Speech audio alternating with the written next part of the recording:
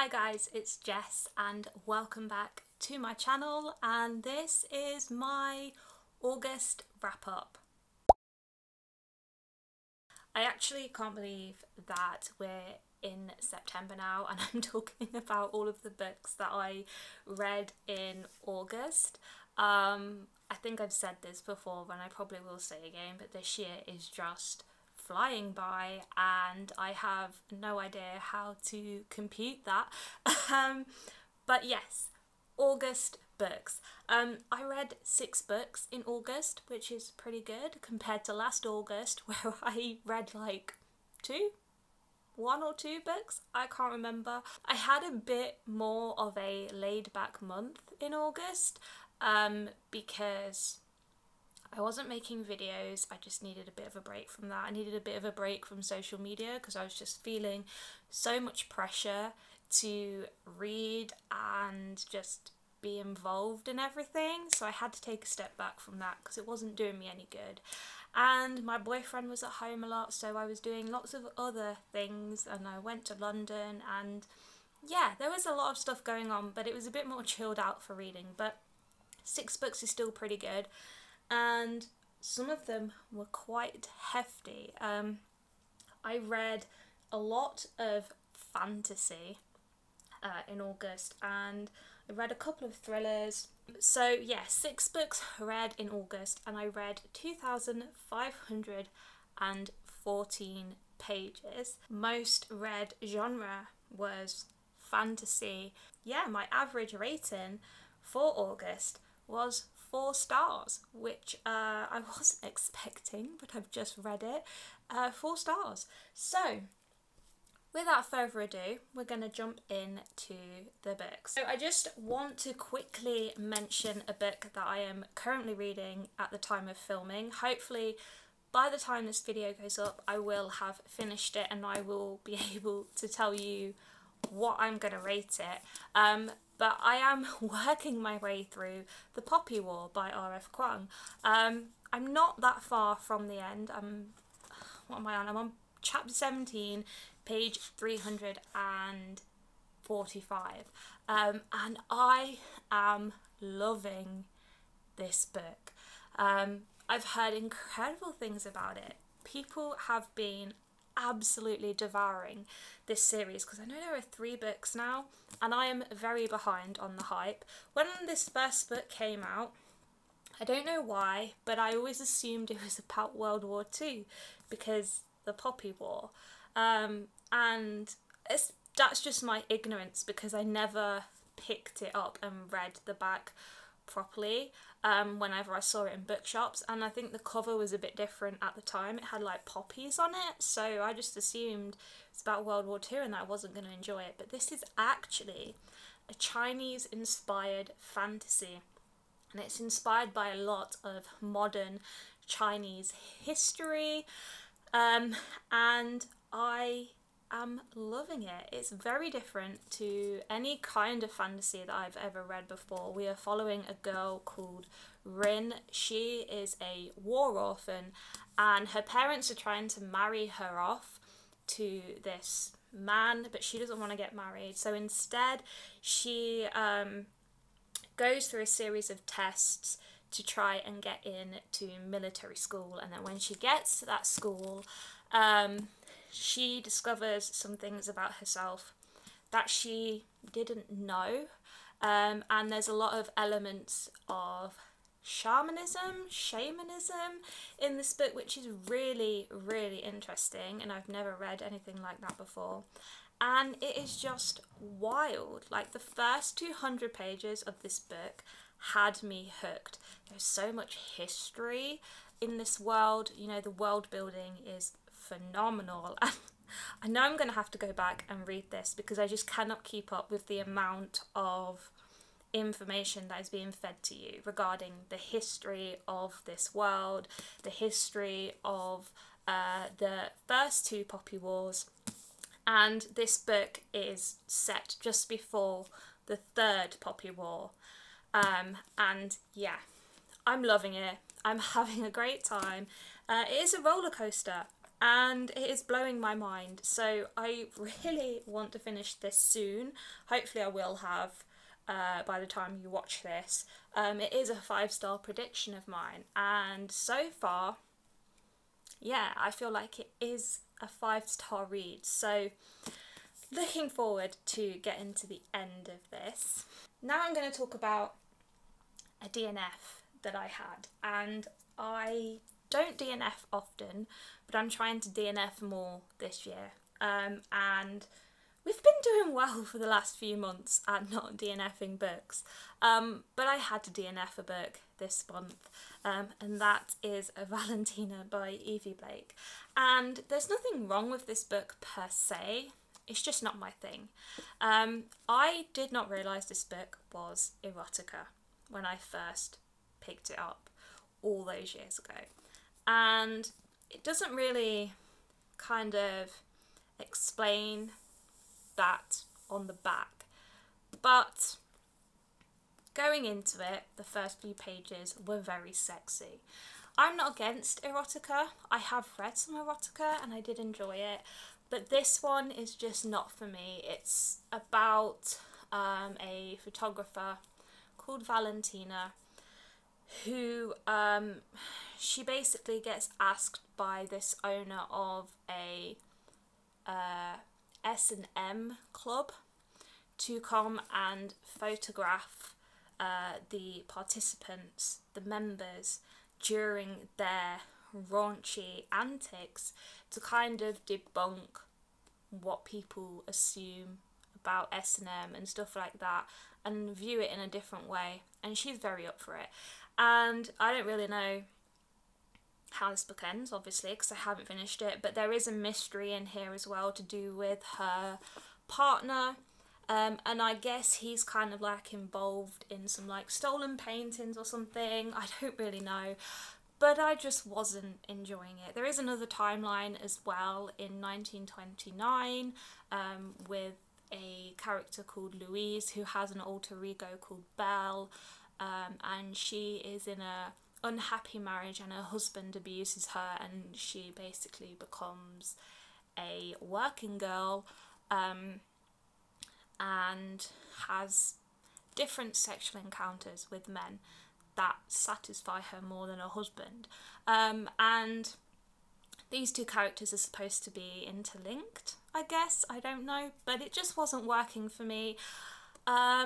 It's just a bit bland, it's not exciting, it's very repetitive, every chapter just feels like the last one, and I couldn't get into it, and I really tried. I got over halfway, and I picked it up like every morning and read a chapter or two, but it just wasn't doing anything for me, unfortunately, so I'm probably not going to finish this book. I'll pass it off to someone else, but if you are interested in erotica and books set in Italy and about women finding their sexual freedom, I guess, then this might be the book for you. Alright, so now we're going to move on to the books that I did finish and gave ratings to. So we'll start with my 3-star ratings. The first one is a non-fiction book called Once Upon a Time I Lived on Mars by Kate Green. This is her memoir and it's about her experience, or it's a group of essays, sorry, about her experience on the high seas mission to Mars. It's a Mars simulation. So she went off to Hawaii for 4 months with some other people and they lived in a Martian base in the middle of nowhere. No contact with the real world other than what you would have as an astronaut, you know, from mission control and stuff. And they basically had to live as if they were on Mars and conduct experiments. And it's just this program about figuring out the best ways to get human beings up on Mars and how they would survive and what kind of scenarios might play out and things like that. And I did find that aspect very interesting. That was the reason why I picked up this book. And she does talk about other things in her life as well, like her brother's disability and her queer relationship. But I don't know, like, I just felt very... Parts of this book were interesting. And some of the things I found quite interesting were things about how women are more economically... it's more economic to send women to space than men, because women tend to weigh less and they eat less and all of this, which is really interesting. And also about how the future of space travel is going to change, and what that will mean for the human race. I thought that was interesting. But the essays just felt very jumbly, like they didn't flow very well, and I feel like they could have been fleshed out a little bit more. Some things could have been explained a bit more. I don't know, I just didn't gel with this book as much as I hoped I would, but it was still a good read, and yeah, I still ended up giving it 3 stars. So this would be a good one to read if you are interested in what it might be like to live on Mars and things to do with space travel. But don't go into it expecting it to be really informative, because it's not. It wasn't that for me. It didn't feel like that for me, unfortunately. Next we have The Gilded Ones by Namina Forna, and this was one of my 5-star predictions, and I really, really wanted to love this book, but I just felt very underwhelmed when I finished it, which is really sad, because yeah, I've been so excited for this book, and I know loads of people absolutely love it, and I can totally understand why. It just didn't blow me away like I hoped it would. But this is all about a young girl who takes part in a blood test, the blood ceremony, sorry, and this blood ceremony happens to every girl once they reach a certain age, and it's to determine whether they are pure or not. So if her blood runs red, she is pure, and she gets to live with the rest of her village and have a normal life, get married, have children, be accepted, all of that. And, you know, that's it basically. If her blood runs gold, however, she is considered impure, she is a demon, she's cast out from society, she is forced to endure a fate that is worse than death. And lo and behold, of course, her blood runs gold. And the things that she endures, yeah, definitely worse than death. This book was very brutal, actually. More brutal than I was expecting it to be for YA. And I loved that aspect to it. And there's this war going on with these things called the Death Shrieks, and basically this girl, she gets whisked away by a mysterious woman to become part of an army of girls like her to fight these Death Shrieks. Let me tell you now, there is a twist in this book that I was not expecting and I loved, and that's the main highlight of this. I think that really did do something for me. I thought the concept was quite interesting. I just felt like the world building could have been better. I wanted to know more about this world.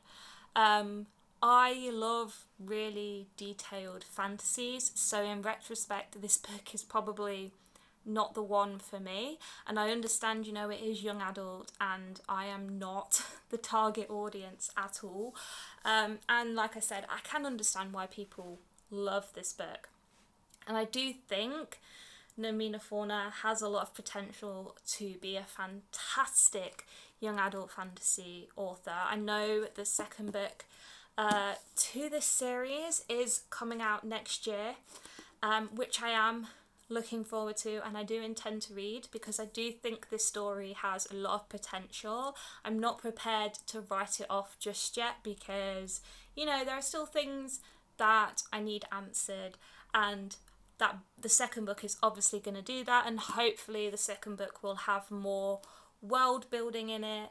But yeah, I was very underwhelmed with this, but it was still a nice little read all the same. And the cover is gorgeous. I say that all the time, but it's true.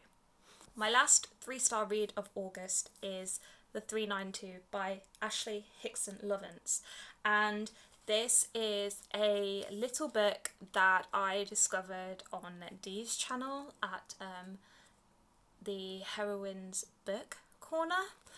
So I will link her channel down below. But this is all about these people who get on a London bus. It's a new bus route, and it's its first outing, and people, there are some people that are quite excited about it, and there are some people that just really don't care. They just need to get to work.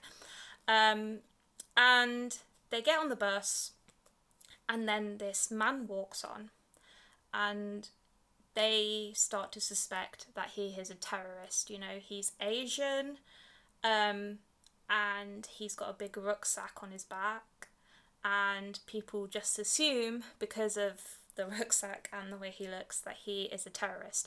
And we're kind of going through their thought processes while they're trying to deal with this possible scenario, while also delving into their lives. This book is not a tense book, I don't think. Some people say it is, but I didn't get the tension with this. Just, yeah, I don't know, like, it wasn't exciting, and it wasn't tense, and there wasn't a lot that happened really. And I guess that's kind of the point. This book is more of a character study, and looking at how people make assumptions based on how people look, and what those people think in that situation, and how previous situations like the London bombings on the bus, the 7/7 bombings, and the Westminster terror attack and things like that have put this fear into people's minds, and have created this kind of this Islamophobia, essentially. And I thought that was a very interesting discussion. So I think this is still a really good book to read if you are interested in that kind of thing, and I think it'll be great. It's a great way to open up that conversation about why we make these assumptions about people based on the colour of their skin, and how we can stop doing that, basically. So yeah, I still enjoyed this. I love the writing. It was very easy to read. I do want to check out his other book, which I can't remember what it's called, but I have looked at it online, and that sounds interesting. So yeah, I still like this one. We're going to move on to a 4-star book, the only 4-star book of August, The Night Before by Wendy Walker, and I honestly was not expecting this to be 4 stars. This is a thriller, so I was expecting it to be 3 stars at most, because a lot of thrillers tend to be these days, but wow, this was a roller coaster, and I read it very quickly, and I really enjoyed it. This was my first Wendy Walker book, and I was very impressed. So this is about 2 sisters. We've got Rosie and Laura, and Laura is going off on a blind date, and she meets this man who is a little bit mysterious, you know, but he's handsome, and she's quite entranced by him. But then things start revealing themselves, and she suspects that he is not being 100% honest with her. And the next day, Laura fails to return home, which sends Rosie into a panic, and she then starts to investigate as to what might have happened to Laura. Laura has a bit of a shady past as well, which comes into play in the story, and that's all I can really tell you without spoiling it. But there are so many twists and turns in this book that I did not see coming, and I thought I had it all worked out, and then I get towards the end and this curveball is just thrown at me, and yeah, I loved it. I preferred Laura's chapters more than Rosie's. I thought Rosie's were a bit repetitive at times, and just a little bit boring, but not enough to make me not finish it, obviously. And I thought the ending was wrapped up quite nicely. This was overall just a really, really good thriller, and I do have another book by Wendy Walker, which I would like to read. Hopefully it's as good as this one, but yeah, this was a really pleasant surprise. Now we're going to move on to some 5-star books, and I have 2. This one I'm not going to talk too much about because this is a reread, but Game of Thrones by George R.R. Martin. This was 5 stars the first time I read it, and it's not changed. I annotated it this time, and I put in lots of notes and things of stuff that I noticed. I noticed a lot more things on the second time reading it, which was always going to happen, but yeah. I had such a good time revisiting this world and the characters, and I actually found out that I was more interested in Ned and Catelyn's chapters this time than I was when I first read it. When I first read it, I was more interested in like Tyrion and Jon Snow's chapters, whereas this time it was the opposite, and I think that's probably because I know the story well and I know the characters well. I don't know, but yeah, I had a great time revisiting this, and I can't wait to get to the second book. Hopefully that will be soon, because I love me some Game of Thrones. And then my last book that I'm going to talk about, my last 5-star book of August, is The Holiday by T.M. Logan. I always say Tim Logan, but it's not, it's T.M. Logan. I have heard amazing things about this. A lot of people have come to me on Instagram and said that this is a really good thriller. And yes, it's a really good thriller. This is about these 4 friends. 3 of them are married, and they and their respective partners, their husbands, go on holiday to this villa that one of the women own. We follow the story mainly from the perspective of Kate, who is in the villa with her 3 friends and her husband Sean and her friends' husbands, when she comes across these messages on her husband's phone that look a little bit suspicious, and she starts to think that maybe he is having an affair. The texts allude to it being someone in France, because the texts are talking about we're going to sort it out in France, so she immediately suspects her 3 friends and that it's one of them. So we've got this story going on of like paranoia and trying to figure out who the other woman is, but there's a lot more to it than that. And we've got Kate's kids, Lucy and Daniel, who have their own things going on, and then there's one of her friend's kids, 2 boys, who are trouble causers, and they create a lot of problems as well. And there are about 2 other storylines that kind of run parallel to this affair storyline that link together, and I thought it was done really, really well. And I did not know what was going on because I thought I had it figured out, and then another thing would happen that would throw you off that scent and send you on a completely different trail. So this was so much fun to read. I loved how it ended. The last like 100 or so pages were wild. and I just could not put this book down in the end. And I think I read like the last half of this book in one day, one evening even. It was just really, really addictive. I really like the writing style. I think T.M. Logan did a really good job of getting inside the characters' heads and making me empathise with them, because to be honest, most of these characters are not very nice characters, and they're really infuriating, very frustrating, and I hated them. But I could also understand them, and I can kind of see where they were coming from. And if you, as a writer, you can do that, you can make me dislike characters, but you can also make me empathise with them, you're a good writer. So I really, really enjoyed this. I highly recommend it if you want a good thriller, something fast-paced and exciting, and something to get you in the holiday mood. I know summer is coming to an end now, but you know, you can put this on your TBR for summer next year, and I promise you, you won't regret it.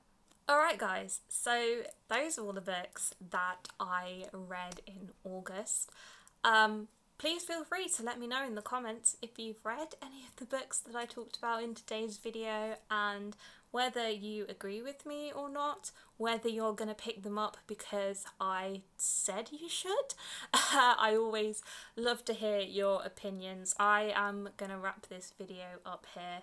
Thank you so much for watching. Please leave a cheeky thumbs up if you like this video, and please feel free to subscribe to my channel so you can see more videos from me in the future. And having said that, I will see you all in my next video very soon. Bye guys.